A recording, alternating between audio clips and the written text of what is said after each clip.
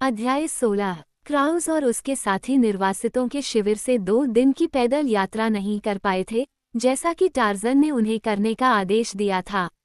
वे तट से सिर्फ 4 मील की दूरी पर गए थे, जहां उन्होंने एक दूसरी धारा के पास डेरा डाला था जहां से वह समुद्र में गिरती थी।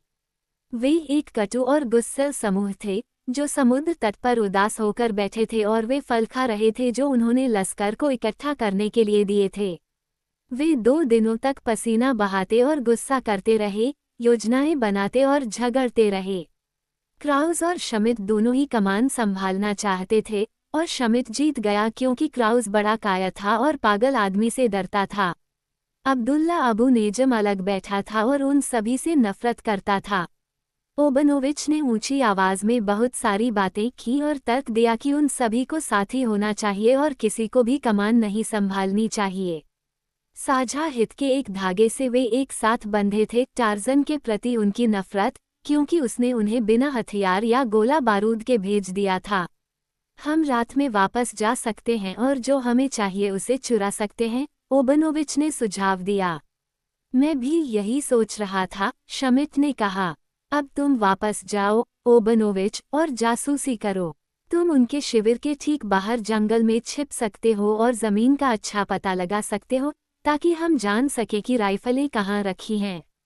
आप स्वयं जाइए, ओबनोविच ने कहा। आप मुझे आदेश नहीं दे सकते। मैं कमान संभाल रहा हूँ, शमिट चिल्लाया और अपने पैरों पर खड़ा हो गया। ओबनोविच भी खड़ा हो गया। वो एक बहुत बड़ा और भारी भरकम जानवर था, शमिट से कहीं ज्यादा बड़ा। तो क्या हुआ? उसने पूछा। क्राउस ने कहा, हमारे बीच लड़ने का कोई मतलब नहीं है। आप एक लश्कर क्यों नहीं भेजते?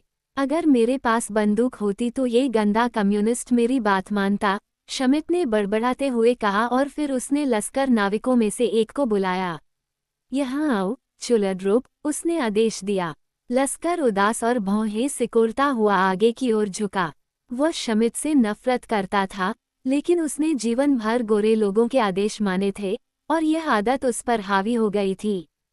तुम दूसरे शिविर में जाओ, शमिट ने निर्देश दिया। जंगल में छिप जाओ, देखो कि बंदूकें, गोलियां कहाँ रखी हैं। नहीं, चुलड्रुप ने कहा, जंगल में बाघ है। तुम यहाँ नहीं जाओगे, शमिट ने चिल्लाया और नाविक को नीचे गिरा दिया। मैं तुम्हें सिखाऊंगा। नाविक अपने पैरों पर खड़ा हो गया, नफरत से उबलता हुआ। वह गोरे आदमी को मारना चाहता था, लेकिन वह अभी भी डर रहा था। अब यहाँ से निकल जाओ, तुम बुटपस्त कुत्ते, शमिट ने उस पर चिल्लाया, और देखो कि जब तक तुम वो नहीं जान लेते जो तुम जानना चाहते हो, तब तक तुम वापस मत आना। चुलड्रुप मुड़ा और चला गया, और एक पल बाद जंगल उसके पीछे बंद हो गया। मैं कहता हूँ, एल्गी ने चिल्लाकर कहा। अब ये दुष्ट क्या कर रहा है?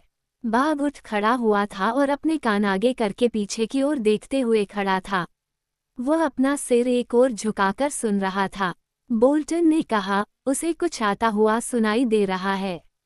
वो वहां जा रहा है, क्राउच ने कहा, जबकि बाघ रास्ते के किनारे झाड़ियों में जा छिपा। अब हमारा मौका है, एल्गी ने कहा। वह ज्यादा दूर नहीं गया, बोल्टन ने कहा। वो वहीं है, मैं उसे देख सकता हूँ। हमें बेवकूफ बनाने की कोशिश की जा रही है, क्राउच ने कहा। चुलड्रुप बहुत डरा हुआ था, उसे जंगल से डर लग रहा था, लेकिन वह शमिट के पास बिना उस व्यक्ति की जानकारी के वापस लौटने से ज्यादा डर रहा था जो वह चाहता था। वो इस मामले पर सोचने के लिए एक पल के लिए रुका। क्या उसे वापस जाकर शमिट के कैंप के पास कुछ देर के लिए जंगल में छिप जाना चाहिए और फिर जब उसके पास अपना मिशन पूरा करने का समय हो जाए तो शमिट के पास जाकर बंदूकों और गोलियों के स्थान के बारे में कहानी बनानी चाहिए? चुलड्रुप ने अपना सिर खुजलाया और फिर एक महान विचार की रोशनी उसके दिमाग में आई। वह अंग्रेजों के शिविर में जाएगा, उन्हें बताएगा कि शमिट क्या योजना बना रहा है, और उनसे उसे अपने साथ रहने देने के लिए कहेगा। वह जानता था कि यह उसके जीवन में अब तक का सबसे अच्छा विचार था, और इसलिए वह मुड़ा और खुशी खुशी पगडंडी पर चल पड़ा। कुछ आ रहा है, क्राउच ने फुसफुसाया, मैं इसे सुन सकता हूँ, और एक क्षण बाद चुलड्रुप दौड़ता हुआ नजर आया। तीनों लोगों ने एक साथ चेतावनी दी, लेकिन बहुत देर हो चुकी थी।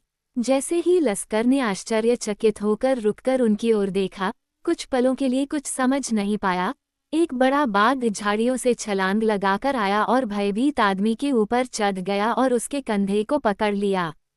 चुलरुप चिल्लाया। विशाल जानवर ने उसे हिलाया और फिर मुड़कर उसे झाड़ियों में खींच लिया, जबकि तीनों अंग्रेज भयभीत होकर असहाय होकर देखते रहे।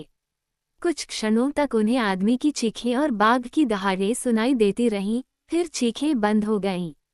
हे भगवान, एल्गी ने कहा, ये तो बहुत भयानक था।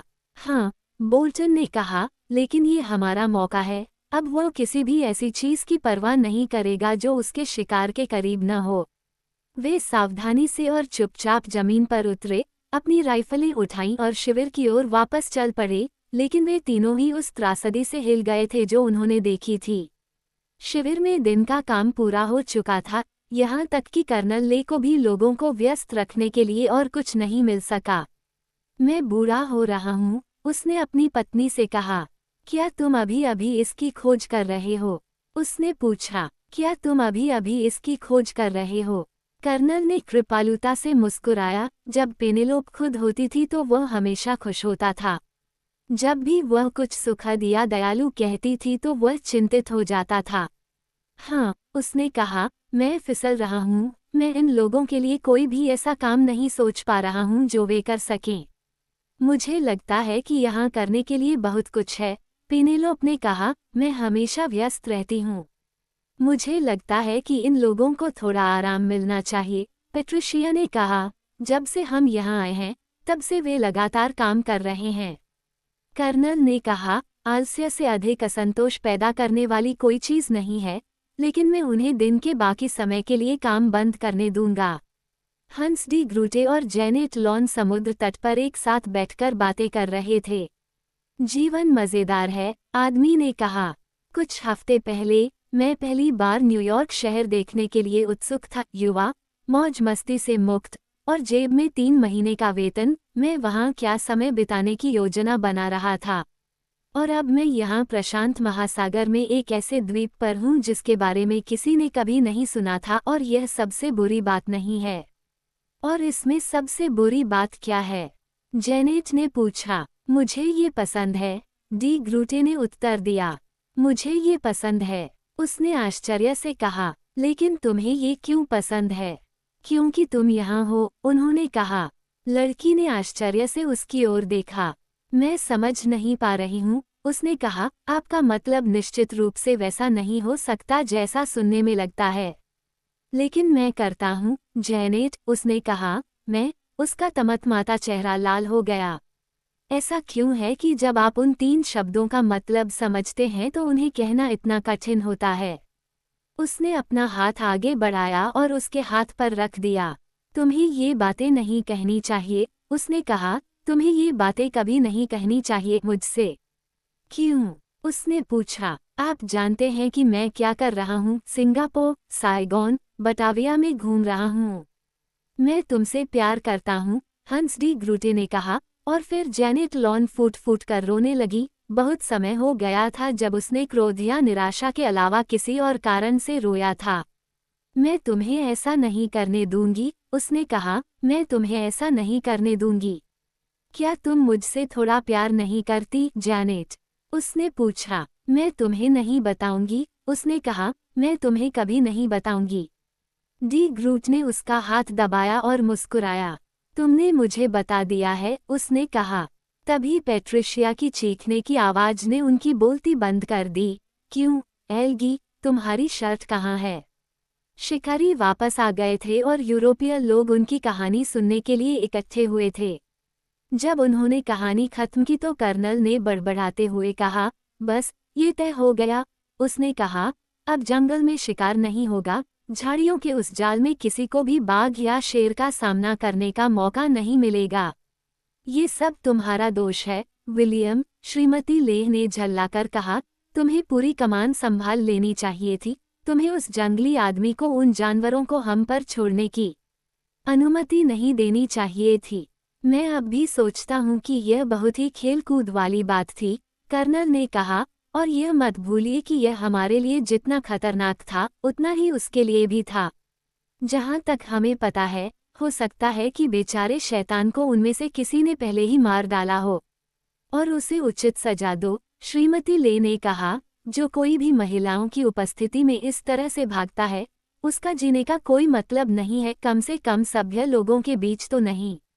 मुझे लगता है कि वो व्यक्ति थोड़ा ठीक था, कर्नल ने कहा, और मत भूलना, पेनेलोप, अगर वह नहीं होता, तो शायद हमारी स्थिति आज की तुलना में बहुत अधिक खराब होती।